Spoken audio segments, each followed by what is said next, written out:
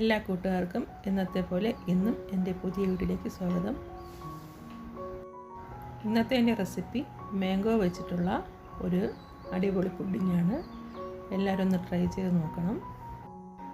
മാമ്പഴം ഇഷ്ടപ്പെടുന്ന എല്ലാവർക്കും ഇത് നല്ലതായിട്ട് ഇഷ്ടപ്പെടും. എല്ലാവരും ഒന്ന് തീർച്ചയായും ട്രൈ ചെയ്ത് നോക്കണം. അതിനായി നല്ലൊരു പഴുത്ത മാങ്ങ തോലെല്ലാം കളഞ്ഞ് അരിഞ്ഞ് മിക്സിയുടെ ജാറിലേക്ക് ഇടുക.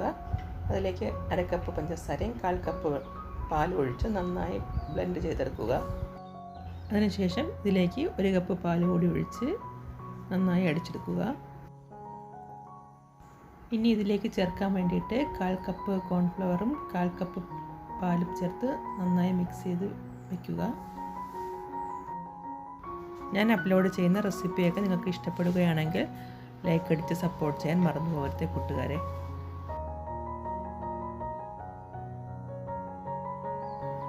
അതിനുശേഷം പുഡിങ് സെറ്റ് ചെയ്യാൻ വേണ്ടിയിട്ട് ഒരു പാത്രത്തിൽ കുറച്ച് ബട്ടർ തേച്ച് വയ്ക്കുക. നേരത്തെ മിക്സിയിൽ അടിച്ച് വെച്ചിട്ടുള്ള മാംഗോയും പാലും ചേർന്നുള്ള മിക്സർ അടുപ്പിൽ വെച്ച് മീഡിയം ഫ്ലെയിമിൽ കാച്ചി കൊടുക്കാം.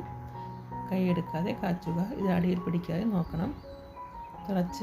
തിള വരുമ്പോൾ കലക്കി വെച്ചിട്ടുള്ള കോൺഫ്ലവർ ചേർത്ത് ലോ ഫ്ലെയിമിലിട്ട് കാച്ചി കൊടുക്കണം. നല്ല പഴുത്ത കളറുള്ള മാങ്ങ അല്ലെങ്കിൽ കളറ് കുറവായിരിക്കും. അതിന് വേണ്ടി 2 തുള്ളി മാംഗോ മിക്സ് ചേർത്ത് കൊടുക്കുക. കലക്കി വെച്ചിട്ടുള്ള കോൺഫ്ലവർ ഒഴിച്ചതിന് ശേഷം ലോ ഫ്ലെയിമിലിട്ട് 4 മുതൽ 5 മിനിറ്റ് വരെ ഇത് വേവിച്ചെടുക്കണം. കൈ എടുക്കാതെ നല്ലതുപോലെ മിക്സ് ചെയ്ത് കൊടുക്കണം. ഇപ്പോൾ ഒരു 5 മിനിറ്റ് ആയിട്ടുണ്ട്. ഇനി തീ ഓഫാക്കാം.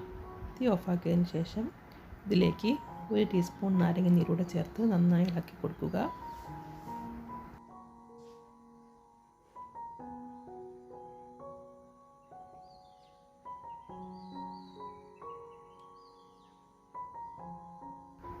ഇനി ഈ മിശ്രിതം ചൂടോടുകൂടി തന്നെ നമ്മൾ എടുത്തു വെച്ചിട്ടുള്ള ബൗളിലേക്ക് ഒഴിച്ചു കൊടുക്കുക. അതിനുശേഷം നല്ലതുപോലെ ടാപ്പ് ചെയ്തെടുക്കുക. ഇതിനകത്തുള്ള ബബിൾസൊക്കെ പുറത്തു പോകാൻ വേണ്ടിയിട്ടാണ് ടാപ്പ് ചെയ്യുന്നത്.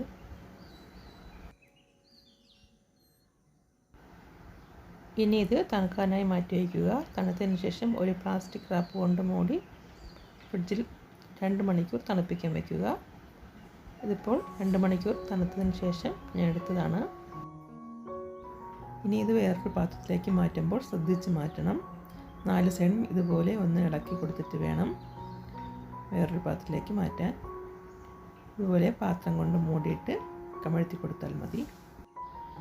അടിപൊളിയായിട്ടുള്ള ജെല്ലിയും സോഫ്റ്റുമായ ഒരു മാംഗോ പുഡിംഗ് റെഡി ആയിട്ടുണ്ട്. നല്ല ടേസ്റ്റായിരുന്നു. എല്ലാവരും ഒന്ന് ട്രൈ ചെയ്ത് നോക്കണം. നിങ്ങളുടെ അഭിപ്രായങ്ങളും നിർദ്ദേശങ്ങളും എന്നെ കമൻറ്റായി അറിയിക്കുക. ഞാൻ അപ്ലോഡ് ചെയ്ത ഇന്നത്തെ റെസിപ്പി എല്ലാ കൂട്ടുകാർക്കും ഇഷ്ടമായെന്ന് വിചാരിക്കുന്നു. ഇതിലും നല്ലൊരു റെസിപ്പിയുമായി അടുത്ത ദിവസം കണ്ടുമുട്ടാം എന്ന പ്രതീക്ഷയിൽ ബൈ ഫ്രം ഡിപ്പു സുമീസ്.